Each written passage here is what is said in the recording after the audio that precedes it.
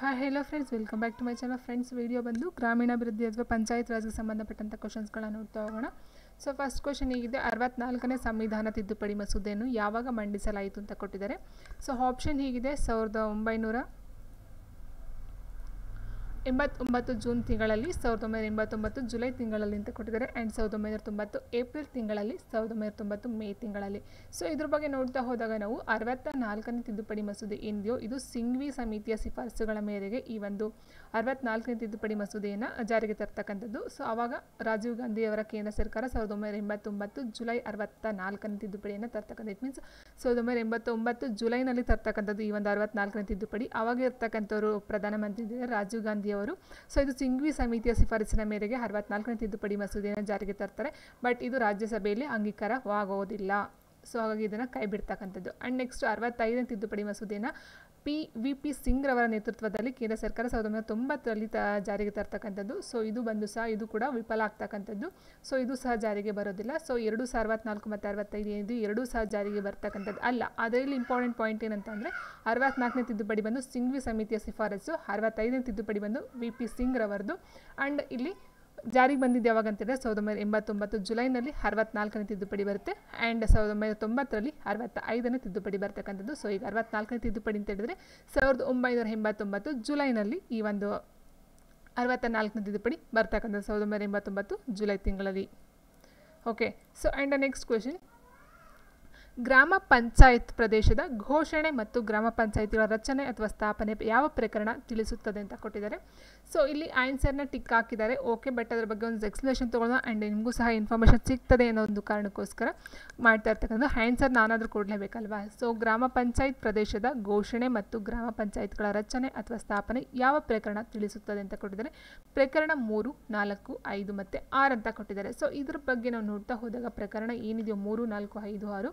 So ಇದನ್ನ ನೋಡ್ತಾ ಹೋದಾಗೆ ಇಲ್ಲಿ ಏನಿದೆಯೇ ಅಂತ ಹೇಳಿದಾಗ ಪ್ರಕರಣ 3 ಅಂತಕ್ಕಂಥದ್ದು ಏನಿದೆಯೋ ಇಟ್ ಮೀನ್ಸ್ 3 ಏನಿದೆ ಇದು ಗ್ರಾಮ ಸ್ವರಾಜ್ ಘಟಕಗಳ ಬಗ್ಗೆ ತಿಳಿಸ್ತಕ್ಕಂಥದ್ದು. ಗ್ರಾಮ ಸ್ವರಾಜ್ ಘಟಕಗಳು. ಸೊ ನೋಡಿ ಇಲ್ಲಿ ಪ್ರಕರಣ 1 ಬಂದು ಚಿಕ್ಕ ಹೆಸರು ಮತ್ತು ಪ್ರಾರಂಭ ಅಂತ ಹೇಳ್ತೀವಿ. ಸೊ ಅಲ್ಲಿ ಹೇಳ್ತಕ್ಕಂಥದ್ದು ಅಂತ ಹೇಳಿದ್ರೆ ಚಿಕ್ಕ ಹೆಸರು ಇಟ್ ಮೀನ್ಸ್ ಗ್ರಾಮ ಪಂಚಾಯತಿಗೆ ಸಂಬಂಧಪಟ್ಟಂತೆ. ಸೊ ಇಲ್ಲಿ ಈ ಹಿಂದೆ ಇದ್ದ ಕರ್ನಾಟಕ ಪಂಚಾಯತ್ ರಾಜ್ ಅಧಿನಿಯಮ 1993 2015ರ 2ನೇ ತಿದ್ದುಪಡಿ ಅನ್ವಯ ಕರ್ನಾಟಕ ಗ್ರಾಮ ಸ್ವರಾಜ್ ಪಂಚಾಯತ್ ರಾಜ್ ಅಧಿನಿಯಮ 1993 ಎಂದು ಕರೀತಾರಂತೆ. ಸೊ ಇದು ಪ್ರಕರಣ 1ರಲ್ಲಿ ಬರ್ತಕ್ಕಂಥದ್ದು. ಸೊ ಇದು ಪ್ರಾರಂಭ ಆಗಿದ್ದು 10/5/1993ರಿಂದ ಜಾರಿಗೆ ಬಂದಿರತಕ್ಕಂಥದ್ದು. ಸೊ ಇದನ್ನು ನಾವು ಪ್ರಕರಣ 1ರಲ್ಲಿ ನೋಡ್ತೀವಿ. ಯಾವುದು ಅಂತ ಹೇಳಿದ್ರೆ ಕರ್ನಾಟಕ ಗ್ರಾಮ ಸ್ವರಾಜ್ ಪಂಚಾಯತ್ ರಾಜ್ ಅಧಿನಿಯಮ 1993 ಅಂತ ತಿದ್ದುಪಡಿ ಆಗ್ತಕ್ಕಂಥದ್ದು ನಾವು ಪ್ರಕರಣ 1ರಲ್ಲಿ ನೋಡ್ತಕ್ಕಂಥದ್ದು. ಆ್ಯಂಡ್ ಪ್ರಕರಣ 2 ಅಂತ ಹೇಳಿದಾಗ ಪದಗಳ ಅರ್ಥ ವಿವರಣೆ. ಇಟ್ ಮೀನ್ಸ್ ಪದಗಳ ಅರ್ಥ ಅಂತ ಹೇಳಿದಾಗ ಇಲ್ಲಿ ಅಸಿಸ್ಟೆಂಟ್ ಕಮಿಷನರ್ ಅಂದರೆ ಯಾವುದು, ಹಿಂದುಳಿದ ವರ್ಗಗಳು ಅಂದರೆ ಏನು, ಕಟ್ಟಡ ಅಂದ್ರೇನು, ಆಕಸ್ಮಿಕ ಖಾಲಿಸ್ಥಾನ ಅಂದ್ರೇನು, ಅಥವಾ ಡೆಪ್ಯೂಟಿ ಕಮಿಷನರ್ ಅಂದರೆ ಯಾರು, ಅಥವಾ ಜಿಲ್ಲೆ ಅಂದರೆ ಯಾವುದು, ಕಾರ್ಖಾನೆ ಅಂದರೆ ಯಾವುದು, ಅಥವಾ ಸರ್ಕಾರ ಅಂದರೆ ಯಾವುದು. ಸೊ ಈ ಥರ ಜನವಸತಿ ಅಂದರೆ ಯಾವುದು, ಈ ಥರ ತುಂಬ ಪದಗಳು ಬರ್ತವೆ. ಸೊ ಪದಗಳ ಅರ್ಥವನ್ನು ಕೊಡ್ತಾ ಹೋಗುತ್ತೆ ಈ ಪ್ರಕರಣ 2ರಲ್ಲಿ.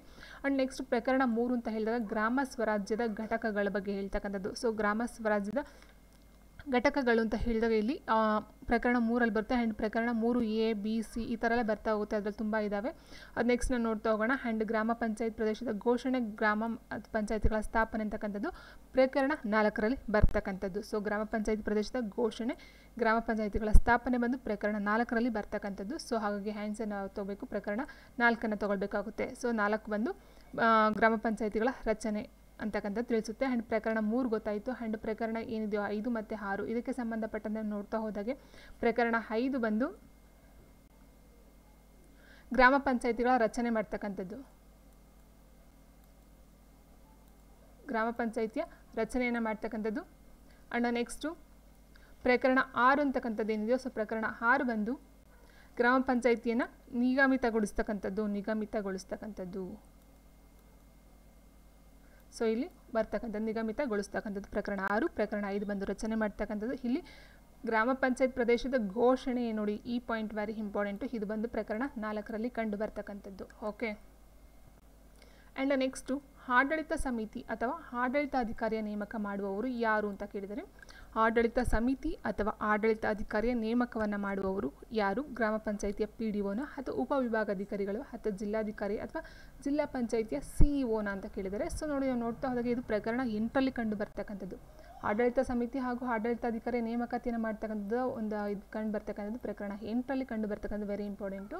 ಸೊ ಇದ್ರ ಬಗ್ಗೆ ನೋಡ್ತಾ ಹೋದಾಗೆ ಗ್ರಾಮ ಪಂಚಾಯತಿಗೆ ಚುನಾವಣೆ ನಡೆಸಲು ತೊಂದರೆಯುಂಟಾದರೆ ಹಾಗೂ ಚುನಾವಣೆಯಲ್ಲಿ 2/3 ಇಟ್ ಮೀನ್ಸ್ 3ರಲ್ಲಿ 2ರಷ್ಟಕ್ಕಿಂತ ಸದಸ್ಯರು ಚುನಾಯಿತರಾಗಿದ್ದರೆ ಹಾಗೂ ಅವಧಿ ಮುಗಿದಿದ್ದರೆ ಆಗ ಜಿಲ್ಲಾಧಿಕಾರಿಯ ಅಧಿಸೂಚನೆಯ ಮೂಲಕ ಆಡಳಿತ ಸಮಿತಿ ಹಾಗೂ ಆಡಳಿತ ಅಧಿಕಾರಿಯನ್ನು ನೇಮಕವನ್ನು ಮಾಡ್ತಕ್ಕಂಥದ್ದು.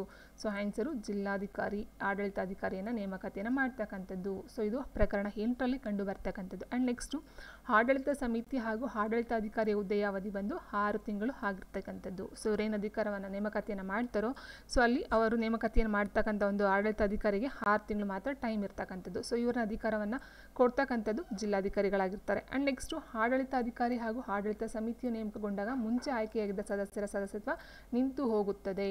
ಸೊ ನೋಡಿ ಇಲ್ಲಿ ಏನು ಮೊದಲು ಇವರ ಒಂದು ಚುನಾವಣೆ ಯಾವುದೋ ಒಂದು ತೊಂದರೆ ಆಗಿದ್ರೆ ಅಥವಾ ಅಲ್ಲಿ ಯಾವುದೊಂದು ಮುಗ್ದೋಗಿದ್ರೆ ಅಂತ ಹೇಳಿದ್ರಲ್ವ, ಸೊ ಅಲ್ಲಿ ಏನು ಮಾಡ್ತಾರೆ ಜಿಲ್ಲಾಧಿಕಾರಿಗಳು ಆಯ್ಕೆಯನ್ನು ಮಾಡ್ತಾರೆ. ಅವರಿಗೆ 6 ತಿಂಗಳು ಮಾತ್ರ ಅಧಿಕಾರ ಇರುತ್ತೆ. ಆ ಅಧಿಕಾರ ಇದ್ದಾಗ ಏನಾಗುತ್ತೆ ಮುಂಚೆ ಇರ್ತಕ್ಕಂಥ ಸದಸ್ಯರ ಸದಸ್ಯತ್ವ ನಿಂತು ಹೋಗ್ತಕ್ಕಂಥದ್ದು. ಸೊ ಇಲ್ಲಿ ನೋಡಿ ಈ ಪಾಯಿಂಟ್ ಅರ್ಥ ಮಾಡ್ಕೊಳ್ಳಿ. ಜಿಲ್ಲಾಧಿಕಾರಿ ಅಂತಕ್ಕಂಥದ್ದು ಏನಿದೆಯೋ ಇವರು ಆಡಳಿತಾಧಿಕಾರಿನ ನೇಮಕಾತಿಯನ್ನು ಮಾಡ್ತಕ್ಕಂಥದ್ದು. ಓಕೆ. ಆ್ಯಂಡ್ ನೆಕ್ಸ್ಟ್ ಬಂದು ಗ್ರಾಮ ಪಂಚಾಯಿತಿಯು ಕ್ರಮಬದ್ಧವಾಗಿ ರಚನೆಯಾದ ನಂತರ ಜಿಲ್ಲಾಧಿಕಾರಿಯವರು ಆಡಳಿತಾಧಿಕಾರಿಯನ್ನು ಹಿಂತೆಗೆದುಕೊಳ್ಳುತ್ತಾರೆ. ಸೊ ಇಲ್ಲಿ ಜಿಲ್ಲಾಧಿಕಾರಿಯವರಿಗೆ ಆಡಳಿತಾಧಿಕಾರಿಯನ್ನು ನೇಮಕಾತಿಯನ್ನು ಮಾಡ್ತಾರೆ. ಅವ್ರಿಗಿರ್ತಕ್ಕಂಥದ್ದು 6 ತಿಂಗಳ ಅವಧಿ. ಬಟ್ ಅಷ್ಟರಲ್ಲಿ ಏನಾದ್ರೂ ಈ ಒಂದು ಗ್ರಾಮ ಪಂಚಾಯಿತಿ ಕ್ರಮಬದ್ಧವಾಗಿ ರಚನೆ ಆದರೆ ಇಟ್ ಮೀನ್ಸ್ ಅಧ್ಯಕ್ಷರು ಉಪಾಧ್ಯಕ್ಷರು ಸದಸ್ಯರು ಇವರೆಲ್ಲ ಸೇರಿಕೊಂಡು ಒಂದು ಸಮಿತಿಯನ್ನು ರಚನೆಯನ್ನು ಮಾಡಿಕೊಂಡ್ರೆ ಸೊ ಅಲ್ಲಿ ಆಡಳಿತಾಧಿಕಾರಿ ಏನಿರ್ತಾರೋ ಅವರ ಒಂದು ಅವಧಿ ಅಥವಾ ಅವರ ಒಂದು ಅಧಿಕಾರ ಮುಕ್ತಾಯ 6 ತಿಂಗಳಿಗಿಂತ ಮೊದಲೇ ಮುಕ್ತಾಯ ಆಗ್ತಕ್ಕಂಥದ್ದು. ಓಕೆ. ಸೊ ಇಷ್ಟು ಬಂದು ಆಡಳಿತಾಧಿಕಾರಿಗೆ ಸಂಬಂಧಪಟ್ಟಂಥ ಪ್ರಕರಣ 8ರಲ್ಲಿ ಬರ್ತಕ್ಕಂಥದ್ದು. ಸೊ ಈಗ ನಮ್ಗೆ ಅರ್ಥ ಆಗಿದ್ದು ಆಡಳಿತಾಧಿಕಾರಿ ನೇಮಕಾತಿ ಮಾಡ್ತಕ್ಕಂಥದ್ದು ಜಿಲ್ಲಾಧಿಕಾರಿಗಳು ಅಲ್ವಾ. ಸೊ ಜಿಲ್ಲಾ ಅಧಿಕಾರಿಗಳು. ಆ್ಯಂಡ್ ನೆಕ್ಸ್ಟ್ ಕ್ವೆಶನ್ ಹೀಗಿದೆ, ಗ್ರಾಮ ಪಂಚಾಯಿತಿ ಅನುಮತಿ ಇಲ್ಲದೆ ಸದಸ್ಯರು ಎಷ್ಟು ಸಾಮಾನ್ಯ ಸಭೆಗಳಿಗೆ ಗೈರು ಹಾಜರಾಗಿದ್ದರೆ ಅವರ ಸದಸ್ಯತ್ವ ರದ್ದಾಗುತ್ತೆ. ಸೊ ಗ್ರಾಮ ಪಂಚಾಯಿತಿ ಅನುಮತಿ ಇಲ್ಲದೇ ಒಬ್ಬ ಸದಸ್ಯ ಸಾಮಾನ್ಯ ಸಭೆಗಳೇನು ಕರೀತಾರೋ ಅಲ್ಲಿ ಗೈರು ಹಾಜರಾಗಿರ್ತಾರೆ. ಸೊ ಎಷ್ಟು 1, 2, 3, 4 ಈ ಥರ ಎಷ್ಟು ಕಂಟಿನ್ಯೂಸ್ ಆಗಿ ಗ್ರಾಮ ಸಭೆಗಳಿಗೆ ಗೈರು ಹಾಜರಾಗಿದ್ದು ಇಟ್ ಮೀನ್ಸ್ ತಪ್ಪಿಸ್ಕೊಂಡಿದ್ರೆ ಅವರ ಒಂದು ಸದಸ್ಯತ್ವ ಕ್ಯಾನ್ಸಲ್ ಆಗುತ್ತೆ, ರದ್ದಾಗುತ್ತೆ ಅಂತ ಕೊಟ್ಟಿದ್ದಾರೆ. ಸೊ ನೋಡಿ ಇಲ್ಲಿ ಇದು ಬಂದು ಪ್ರಕರಣ 13ರಲ್ಲಿ ಕಂಡು ಬರ್ತಕ್ಕಂಥದ್ದು. ಸದಸ್ಯರ ಸ್ಥಾನ ಖಾಲಿ ಆಗ್ತಕ್ಕಂಥದ್ದು ಯಾವಾಗ ಅಂತ ಹೇಳಿದರೆ ಸೊ ಇದು ನೋಡಿ ಗ್ರಾಮ ಪಂಚಾಯತ್ ಅನುಮತಿ ಇಲ್ಲದೆ ಇಟ್ ಮೀನ್ಸ್ ಇಲ್ಲಿ 12ನೇ ಪ್ರಕರಣ ಅಂತ ಏನು ಕೊಟ್ಟಿದ್ದಾರೋ ಸೊ 12ನೇ ಪ್ರಕರಣ ಅಂತ ಹೇಳಿದ್ರೆ ಅಲ್ಲಿ ಸದಸ್ಯರಾಗಲ್ಲ ಅನರ್ಹತೆಗಳನ್ನು ಕೊಡ್ತಾರೆ. 12ನೇ ಪ್ರಕರಣದಲ್ಲಿ ಸದಸ್ಯರಾಗಿರ್ತಕ್ಕಂಥ ಅನರ್ಹತೆಗಳೇನಂತ ಒಂದು ಲಿಸ್ಟನ್ನು ಕೊಟ್ಟಿದ್ದಾರೆ. ಸೊ ಹಾಗಾಗಿ 12ನೇ ಪ್ರಕರಣ ಅಂತ ಹೇಳಿದ್ದಾರೆ ಇಲ್ಲಿ.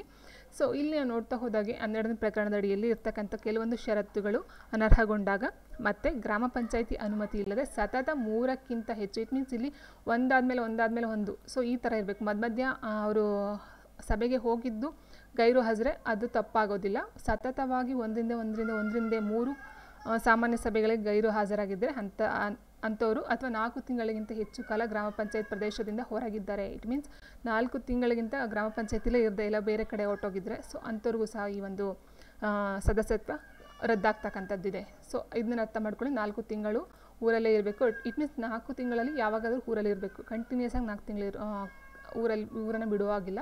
ಆ್ಯಂಡ್ ನೆಕ್ಸ್ಟ್ ಸತತವಾಗಿ 3 ಸಭೆಗಳನ್ನು ಗೈರು ಹಾಜರಾತಿಯ ಮಾಡುವಾಗಿಲ್ಲ.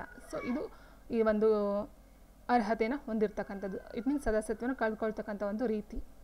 ಆ್ಯಂಡ್ ನೆಕ್ಸ್ಟ್ ಗೈರು ಹಾಜರಾಗಲು ಅನುಮತಿ ಕೇಳಿ ಪಂಚಾಯಿತಿಗೆ ಸದಸ್ಯನು ಸಲ್ಲಿಸಿದಲ್ಲಿ ಅರ್ಜಿಯ ದಿನಾಂಕದಿಂದ 1 ತಿಂಗಳೊಳಗೆ ಪಂಚಾಯಿತಿ ತನ್ನ ನಿರ್ಣಯವನ್ನು ತಿಳಿಸಬೇಕು. ತಪ್ಪಿದ್ದಲ್ಲಿ ಅನುಮತಿ ನೀಡಿದೆ ಎಂದು ತಿಳಿಯಬೇಕು. ಸೊ ಅಂದರೆ ಹೇಳಿದರೆ ಏನು ಅವರು 3ಕ್ಕಿಂತ ಹೆಚ್ಚು ಅಂತ ಕೊಟ್ಟಿದ್ದಾರೋ ಸೊ ಆ ಸಾಮಾನ್ಯ ಸಭೆಗಳಿಗೆ ಅಥವಾ 4 ತಿಂಗಳಿಗಿಂತ ಏನು ಕೊಟ್ಟಿದ್ದಾರೋ ಸೊ ಅದಕ್ಕೆ ಇವರು ಪಂಚಾಯಿತಿಗೆ ಒಂದು ಅರ್ಜಿಯನ್ನು ಕೊಟ್ಟಿರಬೇಕಾಗುತ್ತೆ ಮೊದಲೇ. ಸೊ ಆ ಅರ್ಜಿಯನ್ನು ಕೊಟ್ಟು ಏನಾದರೂ ಅವರು ಒಂದು ವಾಪಸ್ ಅವರು ಒಂದು ತೀರ್ಮಾನವನ್ನು ಕೊಡ್ತಾರೆ, ನಿರ್ಣಯವನ್ನು ಕೊಡ್ತಾರೆ. ಸೊ ಕೊಟ್ಟಿಲ್ಲ ಅಂತ ಹೇಳಿದರೆ ಕೊಟ್ಟರೆ ಅಧ್ಯಕ್ಷರು ಸರಿ ಇರುತ್ತೆ, ಕೊಡಲಿಲ್ಲ ಅಂದರೆ ಅಧ್ಯಕ್ಷರದ್ದು ತಪ್ಪಾಗುತ್ತೆ. ಸೊ ಅಲ್ಲಿ ಓಕೆ ಅಂತ ಆಗಿರುತ್ತೆ ಅಂತ ಅರ್ಥ ಬರುತ್ತೆ.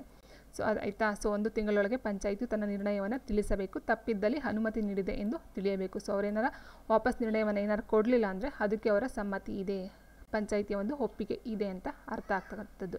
ಸೊ ಇಲ್ಲಿ ನಮ್ಗೆ ಅರ್ಥ ಆಯಿತು ಏನಂತ ಹೇಳಿದರೆ 3ಕ್ಕಿಂತ ಹೆಚ್ಚು ಸಾಮಾನ್ಯ ಸಭೆಗಳಿಗೆ ಗೈರು ಹಾಜರಾಗಿದ್ದರೆ ಅವರ ಒಂದು ಸದಸ್ಯತ್ವ ರದ್ದಾಗುತ್ತೆ. ಅಥವಾ 4 ತಿಂಗಳು ಊರನ್ನು ಬಿಟ್ಟಿದ್ದಾರೆ ಅಲ್ಲೂ ಸದಸ್ಯತ್ವ ರದ್ದಾಗ್ತಕ್ಕಂಥದ್ದು. ಆ್ಯಂಡ್ ನೆಕ್ಸ್ಟ್ ಕ್ವೆಶನ್ ಹೀಗಿದೆ, ಗ್ರಾಮ ಪಂಚಾಯತ್ ಸಭೆಗಳ ಬಗ್ಗೆ ತಿಳಿಸುವ ಪ್ರಕರಣ ಯಾವುದು ಅಂತ ಕೊಟ್ಟಿದ್ದಾರೆ. ಪ್ರಕರಣ 50, ಪ್ರಕರಣ 51, ಪ್ರಕರಣ 52, ಪ್ರಕರಣ 53 ಅಂತ ಕೊಟ್ಟಿದ್ದಾರೆ. ಸೊ ಇಲ್ಲಿ ಗ್ರಾಮ ಪಂಚಾಯತ್ ಸಭೆಗಳ ಬಗ್ಗೆ ತಿಳಿಸ್ತಕ್ಕಂಥ ಒಂದು ಪ್ರಕರಣ ಯಾವುದು ಅಂತ ನೋಡಿದಾಗ ಸೊ ಇಲ್ಲಿ 50, 51 ಆ್ಯಂಡ್ 52, 53 ಏನು ಕೊಟ್ಟಿದ್ದಾರೋ ಇಲ್ಲಿ ನಾವು ನೋಡ್ತಾ ಹೋದಾಗೆ ಸೊ ಫಸ್ಟ್ ನಾವು 50 ಅಂದರೆ ಯಾವುದು ಅಂತ ನಾವು ತಿಳ್ಕೊಳ್ಬೇಕಾಗುತ್ತೆ. 50ಲ್ಲಿ ಬರ್ತಕ್ಕಂಥ ಪ್ರಕರಣ ಯಾವುದು? ಸೊ ನೋಡಿ ಇಲ್ಲಿ 50 ಅಂತ ಹೇಳಿದಾಗ ಸಭೆಗಳ ಕಾರ್ಯವಿಧಾನ, ಗ್ರಾಮ ಪಂಚಾಯಿತಿಯ ಸಭೆಯಲ್ಲಿನ ಕಾರ್ಯವಿಧಾನವು ಗೊತ್ತು ಮಾಡಿಸಿರುವಂತೆ ಇರತಕ್ಕದ್ದು. ಸೊ ಸಭೆಗಳ ಒಂದು ಕಾರ್ಯವಿಧಾನ ಯಾವ ರೀತಿ ಇರಬೇಕು ಅಂತಕ್ಕಂಥದ್ದು ಹೇಳೋದು ಪ್ರಕರಣ 50. 51 ಅಂತ ಹೇಳಿದಾಗ ಆಕಸ್ಮಿಕ ಖಾಲಿ ಸ್ಥಾನಗಳು, ಸೊ ಪಂಚಾಯಿತಿ ಅಧ್ಯಕ್ಷ, ಉಪಾಧ್ಯಕ್ಷ ಮತ್ತು ಸದಸ್ಯರ ಸ್ಥಾನ ಖಾಲಿಯಾಗಿದ್ದರೆ ಅಂತಹ ಸ್ಥಾನಗಳನ್ನು ಚುನಾವಣೆಯ ಮೂಲಕ ತುಂಬಬೇಕು ಅಂತಕ್ಕಂಥದ್ರ ಬಗ್ಗೆ ಪ್ರಕರಣ 51 ಹೇಳುತ್ತೆ.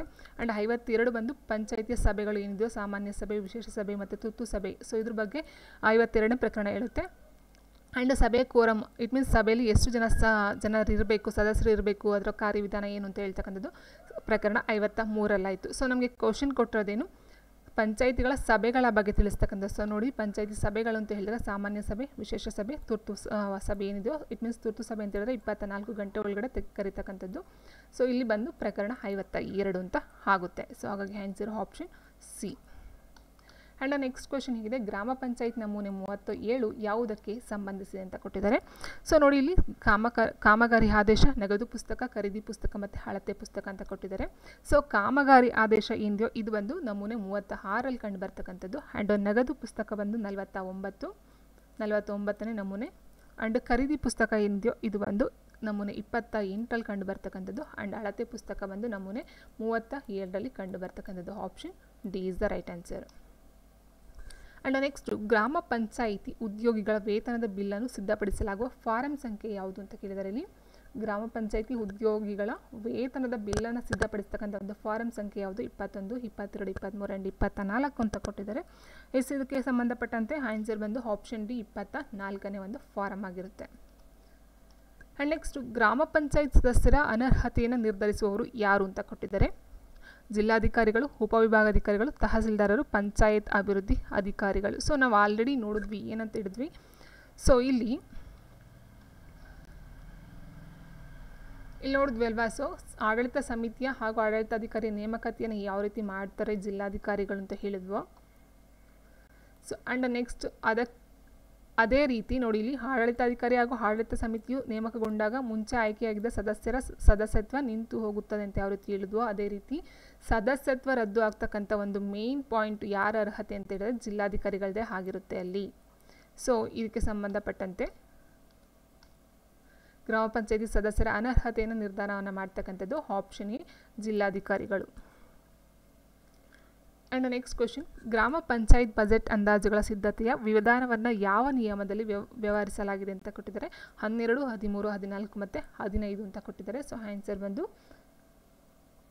12ನೇ ನಿಯಮದಲ್ಲಿ ಈ ಒಂದು ಗ್ರಾಮ ಪಂಚಾಯತ್ ಬಜೆಟ್ಗಳನ್ನು ಸಿದ್ಧ ಮಾಡ್ತಕ್ಕಂಥದ್ದು. ಆ್ಯಂಡ್ ನೆಕ್ಸ್ಟು 1993ನೇ ತಿದ್ದುಪಡಿಯ ಪ್ರಕಾರ ಗ್ರಾಮ ಪಂಚಾಯತ್ ಸೌಕರ್ಯ ಸಮಿತಿಯ ಮುಖ್ಯಸ್ಥರು ಯಾರು ಅಂತ ಕೇಳಿದರೆ.